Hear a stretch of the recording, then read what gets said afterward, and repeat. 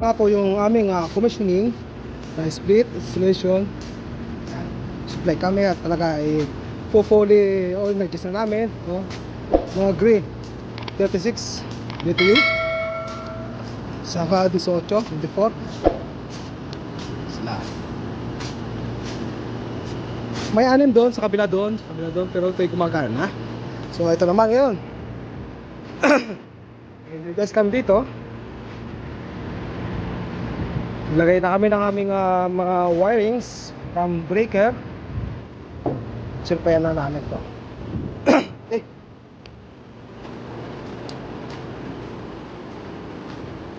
Bale, dalawa lang kami dito ng Pilipino. Yan. Siya. Tingnan natin yung kanyang breaker.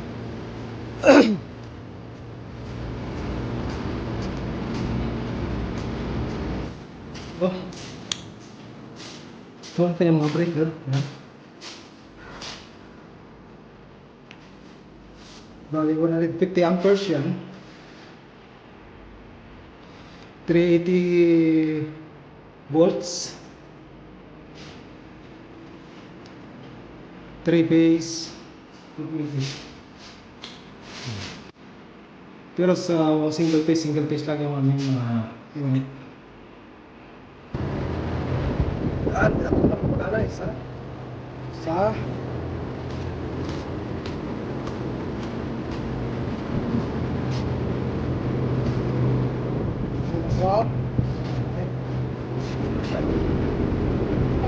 Okay.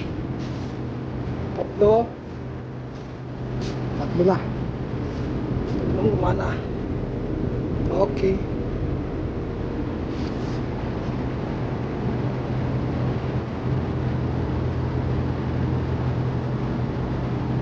Bale, eskwelahan nga pala ito ng kapatid ng aming boss.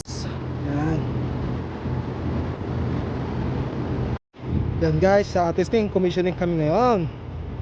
Ito ang nature na aming trabaho guys sa kumpanyang aking pinasukan ngayon, no? Gray, split ducted inverter, testing and commissioning. Yan po, sila rin nag-install ito. Hindi ko na nabot nung sila nag-install ito. So ito nasa taas na ito is 32 units. Yan. Nandito na ako ngayon, wiring. Lalagay ako ng power supply.